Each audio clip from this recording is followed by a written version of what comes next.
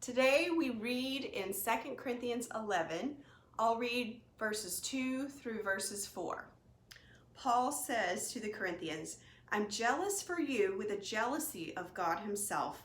For I promised you as a pure bride to one husband, Christ.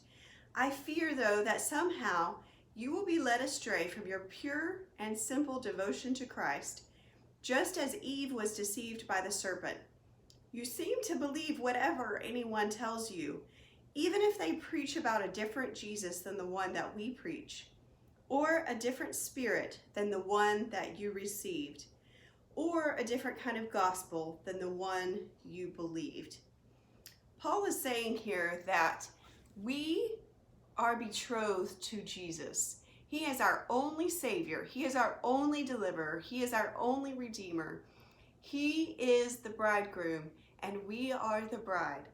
But Paul is concerned. All of these doctrines, teachings, thoughts of who could be the Savior are out there.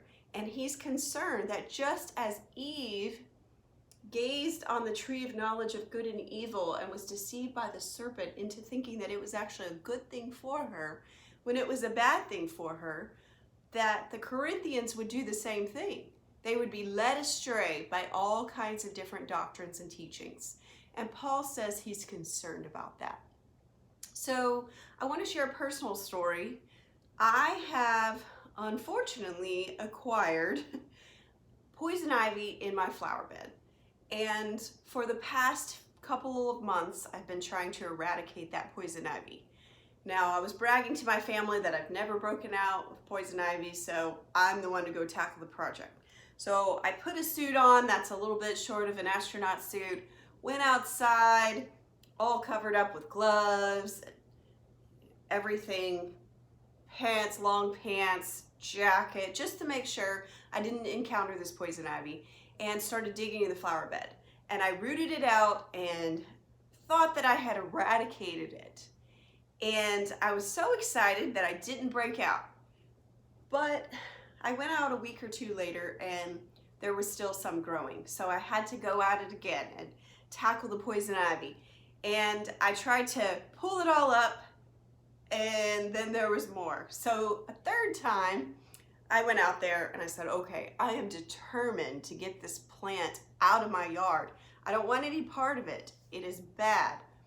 So I worked really hard on it, and when I worked really hard, part of the vine came across my wrist. And then I broke out.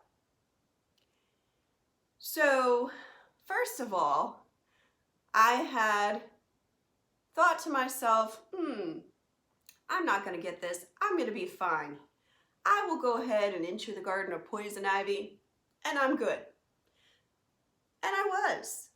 But the more I came in contact with the poison ivy, the more chances I had of getting stung, I guess, for lack of a better word, by the oil that actually eventually broke out my wrist area from touching it. So I don't know how many times Eve looked at that tree in the garden, the one forbidden tree, and said, that tree kind of looks good.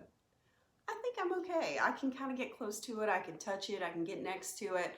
It's not going to harm me. It's not going to hurt me. I think I'll just snuggle up to it and stare at its fruit. Wow, that fruit looks really good. And then, who knows how many times she had done this, how many days she had spent out there. Then the enemy was able to come in and deceive her and tell her something that was not true, and she sinned. So what Paul is saying here is that we have one answer. We have one bridegroom. We have one solution. And if we look to anything else or any other spirit, then we are going to be deceived in our hearts and we're going to be led astray. So he encourages the Corinthians, let's stay focused. Let's remember Christ is our only source. So today I just want to remind us all of that same truth. Christ is the only answer. Whatever you face today, whatever I face today, He is it. There is no other cure. There is no other answer. There is no other one that we can be joined to and be set free from everything that life sends us. God has made our hearts to be joined to Christ. So let's protect our minds, protect our thoughts. Don't stare at that tree of knowledge of good and evil, but look to the Word, look to Christ, and let's stay centered on truth. Have a great day.